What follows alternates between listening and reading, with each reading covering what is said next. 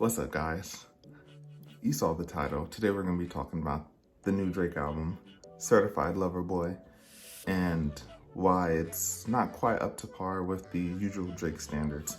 In my opinion, there's some bangers on this album. It's a Drake album for sure. I mean, you know what you get when you get with a Drake album. You get some R&B in there, you'll get some hard rap, you'll get some hits, stuff that will definitely be on the radio. You have your Hot Light Blings, you have your Nice for What's, the In My Feelings, the I'm Upsets, all of those hits that are on radio. And this album really had no radio hits ahead of time. He didn't release any singles. We knew this album was coming out for a while. It was supposed to come back in January or December, but it got postponed and we never heard anything. And then boom, Drake's like 5 days ago, he's like, hey, new album coming out September 3rd. We knew about the name a long time ago, and this album really has some good songs. I mean, yeah. So Certified Lover Boy is shorter than Scorpion, which had a whopping 25 songs. Certified Lover Boy has 21, and out of those 21 songs, I like exactly 10. I like Fucking Friends, Knife Talk, No Friends in the Industry, Yebba's Heartbreak, which technically isn't a Drake song, but I really like the vocals. I don't know who Yebba is, if Yebba is an actual person.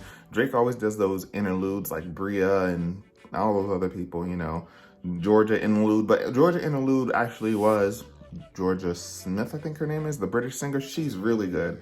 In Too Deep was really good. TSU, Way Too Sexy, Fair Trade, Love All, Poppy's Home. So there's definitely some good songs on this album. There's definitely good songs. It's just overall, I mean, I feel like the quality isn't quite up to par to what we usually get from Drake.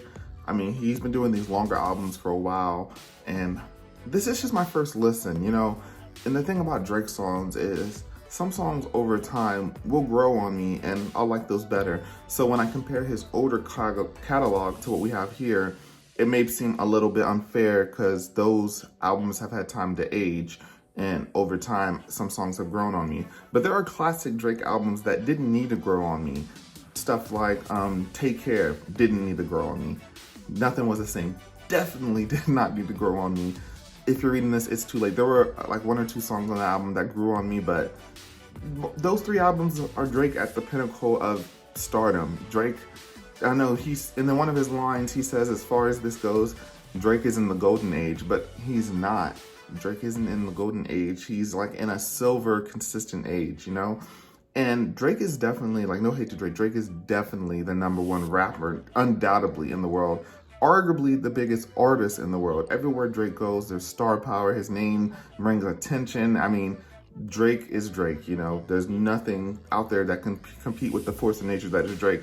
It's just his music seems to have deteriorated, and he seems to be automatically, like, putting out songs that are just like, the message is the same. It's a regurgitation of what he said. Okay, there's this girl he misses. Okay, he did a girl wrong. Okay, he has a lot of money. I mean, and you can make that story with a lot of rappers. I mean, but the thing is, I guess Drake being my favorite rapper, I expected a little bit more. I mean, back in the day, he had the same messages too, but the music hit different.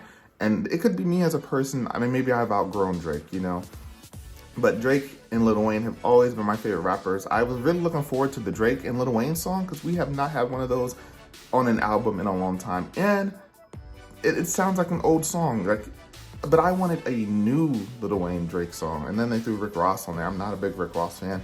The Wheezy verse sounds like a classic Wheezy verse. It sounds like Wayne had that song somewhere in a vault and he said, hey, I have a fire verse for this song. Let me throw it on there. But it doesn't sound freshly recorded, which a lot of people will say is good news because they think Lil Wayne's fallen off. But I haven't listened to a couple of his last mixtapes, but the Carter 5, there's no fall off there. Funeral definitely had some good songs, but it wasn't like S tier as far as Wayne goes.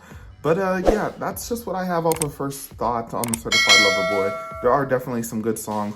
I felt that If You're Reading This, It's Too Late energy on a couple of these songs, and that man Drake was going for next on If You're Reading This, It's Too Late, and I love that energy on this album. I definitely want to say it's better than Views, but I don't think it was better than Scorpion, and I don't think it was better than More Life. Those are his most recent ones, I think. So it's definitely better than Views, but not better than Scorpion or More Life. I like the album cover. I think it's pretty funny. as far as the different women emojis and stuff like that. But that's just my first thoughts on Drake's Certified Lover Boy. And I'm gonna add it to my tier list video. So I have a tier list video, I'm gonna link it, and then I'm gonna update it with Certified Lover Boy on there, put my thoughts on there, and probably put this video on that video and just upload it. But yeah, this is Trilogy Effect. I do music critiques on my channel all the time, also movies, video games, other stuff like that. If you're curious in that kind of content, I definitely recommend subscribing, and I'll catch you guys next time.